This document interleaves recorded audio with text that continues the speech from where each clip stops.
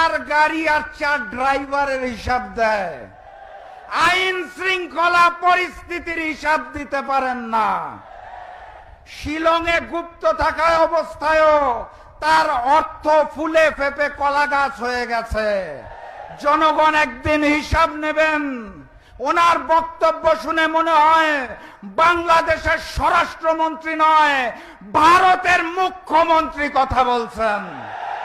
তিনি তার বক্তব্যের মাধ্যমে সীমান্তের হত্যাকে ভারতের পক্ষে হালাল করে দিয়েছেন। সেই খুশিতে গতকালকেও সীমান্তে একটি হত্যা হয়েছে।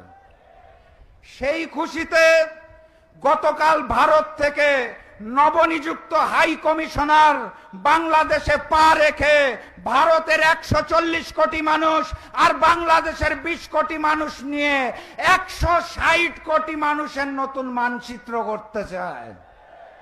নতুন হাই কমিশনার একই আকাশ, কি বাতাস, একই সীমান্তের গল্প শোনাতে চায়।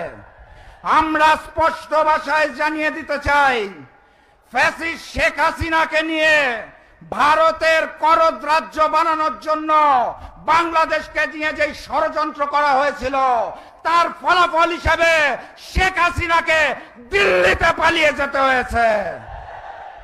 নতুন জালেমকে নিয়ে যেই এক আকাশ, এক বাতাস, এক সীমান্তর স্বপ্ন দেখছেন, তারা ফ্যাসিস্ট শেখ হাসিনার মতো দিল্লিতে না পালালেও শিলং আর লন্ডনে পালিয়ে যাবে।